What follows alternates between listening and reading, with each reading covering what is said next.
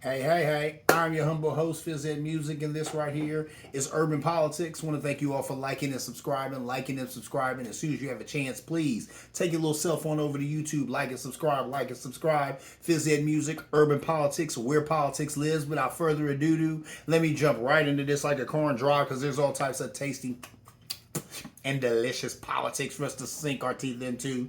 Let's dive right in, ladies and gentlemen. Let's talk about the GOP struggling with abortion. Really? I've been talking about that ad nauseum on this show. Didn't I say that going after abortion rights would be the bane of the GOP's existence? Didn't I say they would pay for it in the midterms? Looks like I was right. Let's read. Let's see. Republican nominees are softening, backpedaling, and seeking to clarify their stances on abortion. A lot of them are using their wives in commercials to seem sympathetic to women's issues. White suburban women say 52% of them would support a Democrat, 40% of them would support a Republican. The GOP is getting killed among women. That's their words, not mine. That was a quote from a GOP strategist. He said they're getting killed amongst women, right? Races in places like Georgia, North Carolina, Ohio are neck and neck, while places like Arizona, Pennsylvania, and Wisconsin, Democrats seem to have a lead, right? Republican candidates have resorted to TV spots with their wives talking about their character right to the camera. So have you ever seen some of these commercials? J.D. Vance had a commercial that was running forever where was his wife talking right to the camera. Oh, here's some of the lessons and stuff that J.D. learned from his grandmother, and he wrote that hillbilly eulogy because or elegy because of this and because of that and da da da da da da. But basically that's what they're doing. They're getting their wives to talk to their constituents so they can seem not so hard on abortion. Even after a lot of them have come out and said egregious things about how they don't support abortion and all this other stuff because it gains them points in their party, now they want to have their ladies try and come back on the back end and try and say, oh, but he's not a bad guy and it's not that he's insensitive to women's issues. You know, of course, how could he be? He has me, a wife. So since he has a wife, he has to be sensitive towards women's issues, right? Whatever. These are the games that the GOP plays. What else they gonna do? Because some of these guys have come out so forceful against abortion, and then to find out that it's the hot button issue that it is, and that's what's gonna stop them from capturing the House and the Senate here in the midterms, which I prophesied, but nobody was listening. But that's real. You know what I'm saying? They overplayed their hand. They shouldn't have went, guns a-blazing after abortion like that. But they've been chopping at the bit to do it. They've been trying to do it for a good 50 years. So when they got the chance, they couldn't wait. They was really premature out the gate, right? So they did what they did, and now it is what it is. Polling has shown abortion to be the number 2 issue behind inflation. Think about that. Inflation's been off the hook, right? The cost of everything has went up. Abortion is the number 2 issue behind inflation. So I'd even seen some polls where they said abortion was ahead of inflation. So that right there, man, you know what I'm saying? You got to think about that, but that shows you how important this is to women. Women's rights, women's bodily autonomy. Yeah, that's a hot button issue with women. You're probably going to lose, GOP, when you're looking to take that away. I don't know what they were thinking. Like I said, Mitch McConnell, he ain't running his gang like he used to back in the day. Or they're not listening to him because I'm sure that he stood up and said, hey, look, this abortion stuff, let's lay off of this until after the midterms. Let's secure the House. Let's secure the Senate. Then we go guns a-blazing after abortion. They can't stop us, man. We got carte blanche. Come on now. But no. They wasn't feeling that. They was like, nah, let's do what we're doing now. We look to have this big red wave, in November. So let's go ahead and get on abortion. And they did that. And now they've kind of put the nail in their coffin, right? Because now they're backpedaling and retracking and having their wives go out there and tell women that they're not insensitive to their issues when just a couple of months ago, you was out there yelling with all the bravado in the world about how you did not support abortion, how you do everything in your power to make sure that abortion was not legal anymore. See what I'm saying? So that's where it would hear. That's the GOP once again overplaying their hand, overplaying it. Come on, like I said, they could have laid in the cut and did all this abortion stuff after the midterms, but they jumped the gun. They were premature with it. They jumped the gun, and now they got to deal with the backlash. So we'll see how that fares out for them because they didn't know this whole abortion thing. It has galvanized women, and that's the one thing you don't want that. You don't want that as the GOP. The last thing you want is women interested, involved, and galvanized. And now that's what they got. Oops, GOP. But that TI is what a TI is. Moving on. Let's move on and talk about The Little Mermaid. Yeah, Disney remaking another classic, right? So they remade The Little Mermaid and they casted a black woman. A lot of these Disney movies, they've went back and they've remade, and now they're remaking with people of color and stuff like that. It seems like Disney and some of these other outlets have definitely had their attention towards diversity, or had a reliance or a dedication to making sure that there's more diverse movies out there. Representation matters. That's awesome. So look, I was I was listening to a lady on the internet, and she was a blogger, and she was going on and on, of course, about how the new Little Mermaid is black in the trailer and all of that. And she was saying some problems that she had with it, but I thought all of this was BS. So let's go. I'm not gonna lie. The only one problem they got is the paint job of the new Little Mermaid. That's what it is. It's a little black. It's hey, look. Well, I mean, yes, it's a young black woman, and they don't like it. They don't like it. Ariel was white in the movie. They wanted to be white all the time. And, I get it. I don't agree with it, but I understand it. Anyway, let's run the labs here. Let me say what I'm talking about. So, first of all, number one, she was saying that people were sick of the remakes. People were sick of all the remakes Disney is making. I get that. But guess what? Hollywood is full of nothing but remakes. There are no original ideas in Hollywood. I watched a movie the other night. It was a great movie. You know what it was? A remake of Clash of the Titans. I remember watching Clash of the Titans when I was a kid. I love Clash of the Titans. So they remade it. It was a good movie. Good script. Good plot. Y'all ain't got nothing new? They don't have anything new. That's why they remade Clash of the Titans, right? That's why they remake everything. So she was saying she was sick of the remakes. Okay, that's fine. If you want to come in Disney and say, look, we're sick of the remakes, I get it. I am too. But I'm going to tell you, they're not going anywhere because there are no new, fresh ideas in Hollywood, right? There aren't any. Anyway, moving on. Doesn't look like it's underwater. What? I saw the trailer. I watched it a couple of times. It looked like to me like it was underwater. I think that's a bogus claim right there. I think that's just something they pulled out there to claim that their real issue isn't with the race of the new Ariel. But anyway, they claim it doesn't look like it's underwater. Whatever. Claim the colors were bland.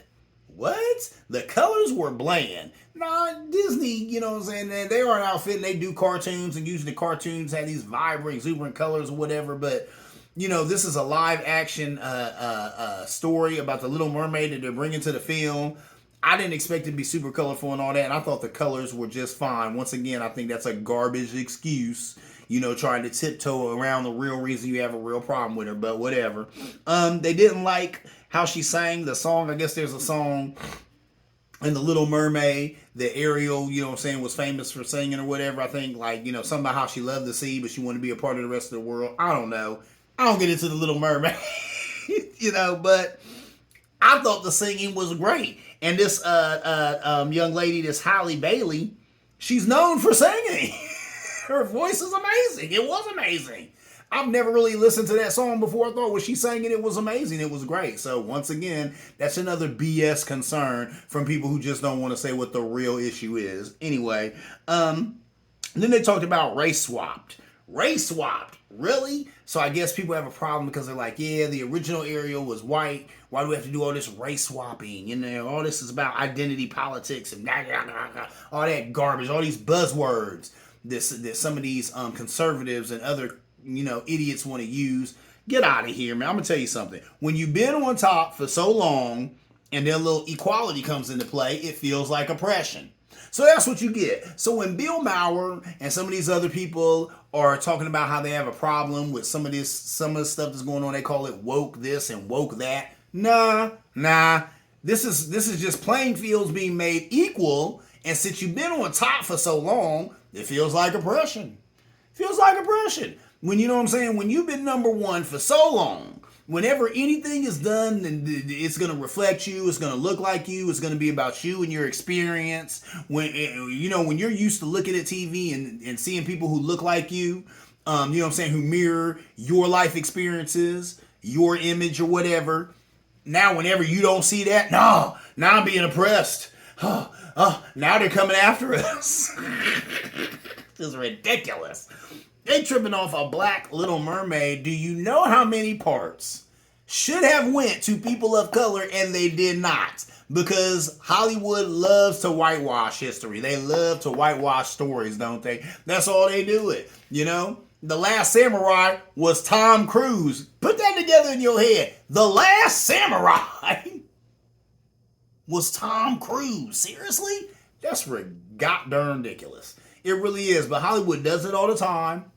And then when people, you know what I'm saying, have the audacity to feel pride in the fact that there's going to be a little representation with the Little Mermaid, do you have people who come out against it? This lady I was watching, she didn't, you know, she was coming out against it. And she was saying, you know, that she was half Asian, half white, and all this other garbage or crap. Whatever. Get that out of here.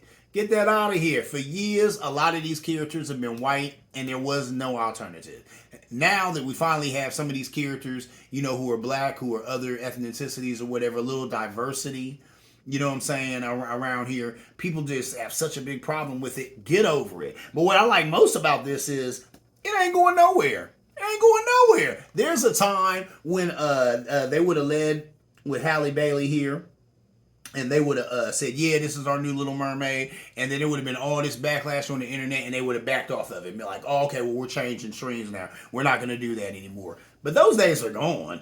All that racist controversy, I think it was 1.5 million hits as soon as this trailer came out, and people seen it was a black fakes. It was going to be the Little Mermaid. They went crazy and had to start with their racist rhetoric. All that does is amp up movie sales in 2022. That's all that does.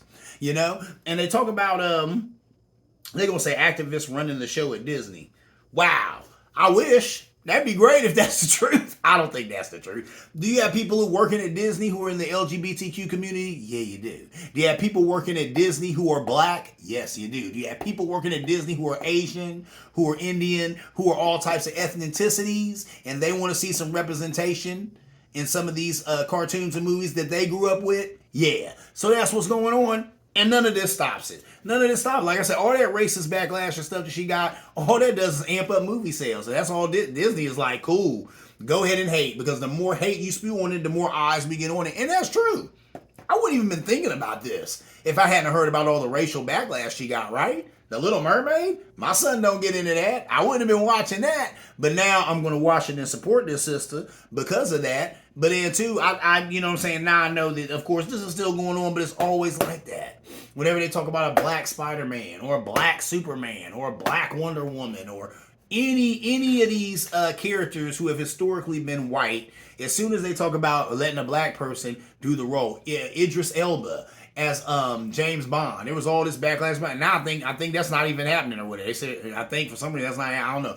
Correct me if wrong. Once again, you in the pushback zone. Feel free to push back. But I don't think he's doing that now. And I'm like, for real? Idris Elba is English. Jeez, he's got the accent, but he ain't got the paint job. So they don't want him doing the role. You know what I'm saying? Garbage. Welcome to America, but that is what it is. But like I said, I'm glad that we're at the point to where none of this changes anything. She's coming out as the Little Black Mermaid. It'll be a great film. I'm going to go support it. You should do the same. Moving on. Anyway, let's talk about McConnell versus Rick Scott. If you don't know what Rick Scott is you know, for lack of a better term, this guy's a slime ball, a scumbag. He's just, it's just one of the worst Republicans on the planet. And let's go ahead and talk about it. Rick Scott and Mitch McConnell, they're about to clash over the year-end spending bill. Rick Scott and Friends is like Ted Cruz and some other Republicans who people hate, just like Rick Scott. They've all got together and they got a little, you know, thing now. They got a little gang and they running around doing stupid stuff. So Rick Scott and Friends want a resolution that would fund the federal government until some point in 2023. If Republicans take the House and the Senate next year, this will give them more power over the omnibus spending package funding the government. Some say Scott should mind his own business. Scott and Friends say that they could block these some 87,000 new IRS agents if they gain control of Congress. These agents are part of the Inflation Reduction Act. So in that act, they had a provision in there to hire 87,000 new IRS agents. These IRS agents are supposed to go after actually rich people and get rid of some of these loopholes that they're using to not pay taxes and stuff like that. The GOP, they claim they have such a big deal with that. They're saying, oh, they're going to come after middle class Americans. They already know these 87,000 new IRS tax people. That's not what's going on with that. Hear me in the sound of my voice. Those people are going after people with money because they want the money. These people should have been paying their taxes and ain't paid. So now they want them to pay because the government wants their money. So there it is. They're not going after poor people like you and I. No. They're going after the rich. And of course, the GOP has to run coverage for the rich. Oh, they're going to fleece middle class families. No, they're not. Get out of here. If you were an IRS agent, if you were one of these 87,000 people, you look at your paper and say, well, this family brings in $56,000 a year. That's pretty good. But this family brings $556,000 a year. Who you think I'm going to look at? Right? I'm going to look at the money, where the money is. When the people making $56,000 or $556,000 a year. So that's what's going on with this. But they would have you be under the guise that these 87,000 agents are just going to get up there and start going after, low-level earners. That's just not even realistic. That's not realistic. They're going after the big ballers. They're going after people who should have been paying their fair share in taxes and haven't paid it. So, of course, they're against this legislation. Rick Scott, the jerk he is, he has a plan that sunsets all federal programs after 5 years. You know what I'm saying? Then they must be voted on again. So basically that goes for everything. Medicaid, Medicare, anything you got. That's what he wants. After 5 years, he wants all of these things voted on again. And if people decide that there's no need for them, or if a certain party have control of the House and the Senate, they'll just get rid of these programs like they've wanted to for years. They wanted to get rid of some of these programs longer than I've been alive, ladies and gentlemen. So here's their chance. They can get rid of Medicaid. They can get rid of Medicare. Real quick. If you got to vote on it every 5 years, it's going to be easy to get rid of it, right? Especially depending on who's in power. These guys are snake oil salesmen. They love to play dirty pool. And Rick Scott, he's one of the dirtiest. So there you go. So that's something that he wants to do. And Biden was even talking about that because he was up there on the stage. He said, no, listen, I'm not making this up. They want to get rid of Medicare. They want to get rid of Medicaid. They want to make it so you got to vote on it every 5 years. And if under the vote it goes away, it just goes away. You already know where that's headed. So please, ladies and gentlemen, pay attention and do not support or trust the likes of Rick Scott because he is a garbage person. So there he wants to get rid of your Medicare and your Medicaid and a bunch of other programs. Scott and McConnell have also clashed over candidate quality or the lack thereof in the GOP. A friend of mine, I used to have conversations with him all the time, and he would always say, yeah, I don't know what the Democrats are going to do because there's not much talent over there. Not much talent in that camp. And I'd be like, and there is in the GOP? Oh, yeah, there's a lot of people in the GOP. Well, right here, Mitch McConnell and Rick Scott are arguing about the lack of good candidates in the GOP, which supports what I've been telling my friend for years. The GOP is garbage, and their candidates are garbage. The policies are garbage, most times racist. So there you go. Even, Mitch McConnell got to get with him and be like, hey, look. The reason we may not take the House and the Senate is because our candidates suck.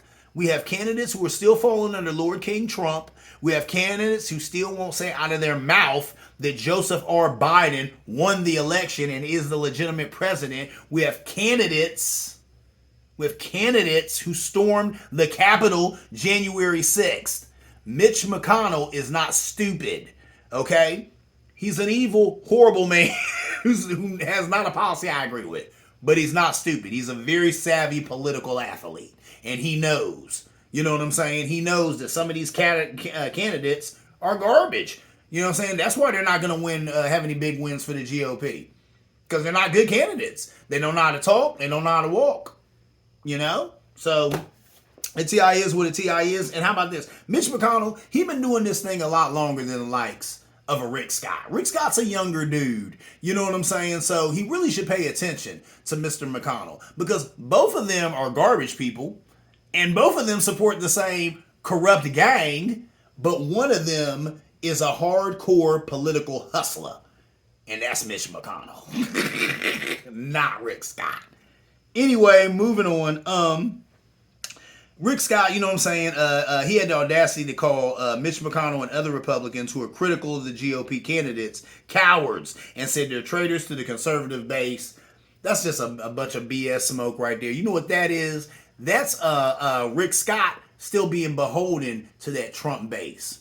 And being beholden to that base and saying that, oh yeah, Mitch McConnell and anybody else who says our candidates are no good, they're cowards and they're traitors to the conservative movement. No, they're not. They're realistic, Rick, because y'all got garbage candidates that ain't gonna win you nothing.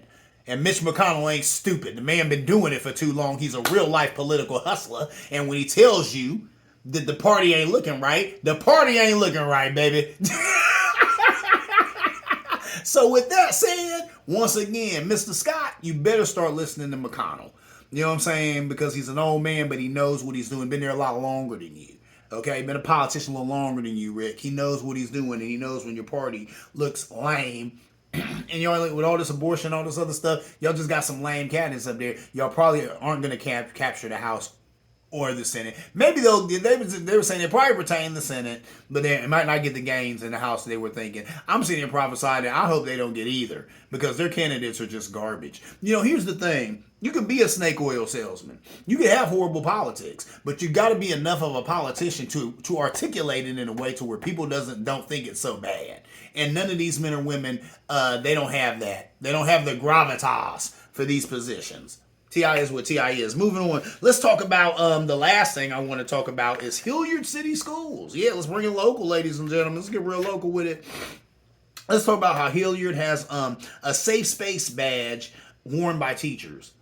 The badge is worn by some teachers at Hilliard High School. It's causing controversy.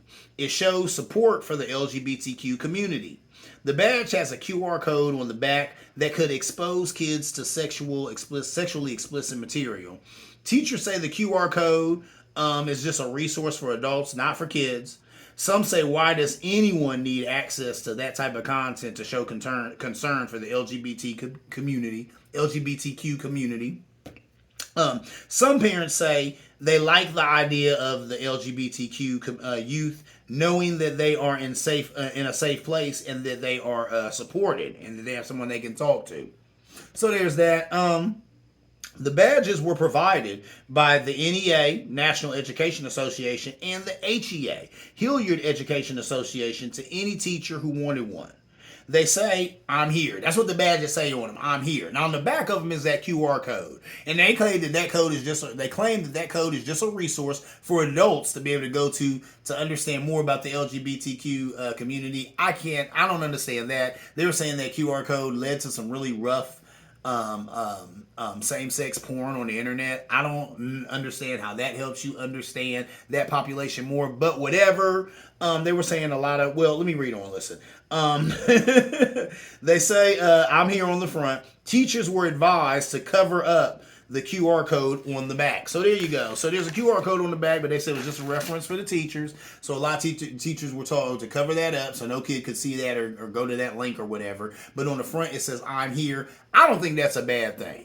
You know, I have reported on this show ad nauseum about kids being outed as being gay or whatever and feeling like they ain't got nobody to turn to and committing suicide. I've worked with kids who have committed suicide over issues like that and other types of issues. I do not agree with that. That's garbage. Anything that we can do in this society to stop that, we need to be doing. So I would definitely, if I worked at Hilliard Schools and I was a teacher, I'd be one of these teachers with that badge that says, I'm here. Because I've always been that type of adult. I'm here for any kid needs to talk about anything. What did Jesus say? Suffer the little children to come unto me. Some of that. I'll never turn away a child. Now, adults, I have little patience with.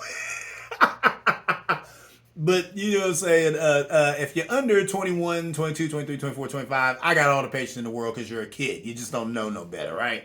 Last but not least, a last thought on this. Some feel that focusing on gender identity, sexuality, is taking time away from academics. They said it puts teachers in a position to have to answer questions they should not. These questions are for at home. And that's definitely a take on that, isn't it? What did that last line say? These questions are for at home. So there are some parents who were happy that the LGBTQ population is being supported at the schools. They were happy that these teachers were being a listening ear to these, ladies and gentlemen who might need to talk, or whatever, because we definitely want a kid going to an adult before they go and do something crazy because, they're upset or whatever, feel like nobody understands them or understands what they're going through. But then you had some adults who are like, these conversations are for at home. Why is this even going on anywhere near the school? If my, son or daughter has a question about their sexuality, they should come to me. I mean, that's okay in the ideal world, but in the real world, I know. I worked in a school. I've taught kids for years. I'm not a teacher, but I've worked with kids for years, and kids will come to you all the time because you are a safe place because you're not mom or dad. A lot of times you a child, and you even know this being a child yourself, the hardest thing to do is go and talk to your mom and dad about something because that's your mom or dad. At the end of the day, you don't want to disappoint them. You want to live up to their expectation. You want them to always think the best of you. So it's hard for you to go to them and let them know you might be feeling this way or feeling that way or whatever. So a lot of times teachers do fill in those gaps. So I'm glad there is a school that has a badge that says, hey, I'm here. Come and talk to me. But really, that should go for any kid, anywhere, at any school. Every teacher should have those badges. I'm here. Because all these kids need to talk. And it ain't just about sexuality. A lot of them are being abused at the home. A lot of them are witnessing violence at the home. A lot of them are involved in gangs. A lot of them are involved in drugs. A lot of them are involved in sex trafficking. A lot of them are involved in a lot of things. And I'm not telling you what I think, I'm telling you what I know, because I've had kids come in my office and share these egregious stories with me, right? So it's a good thing that we have people in place at schools that want to talk to kids. But I also get kind of the angst that some of these parents have because they're like, I don't want them talking to my son or daughter and making them think that this is the way to be or this is a great lifestyle to pursue or whatever. I don't know. I'm going to tell you what, these debates will rage on forever, but I'd rather kids be supported than not be supported. You feel me?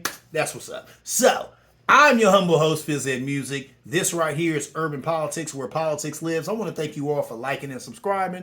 As soon as you have a chance, please take your little cell phone over to YouTube, like and subscribe. Phys Ed Music, Urban Politics, and as always, ladies and gentlemen, see you around like a donut.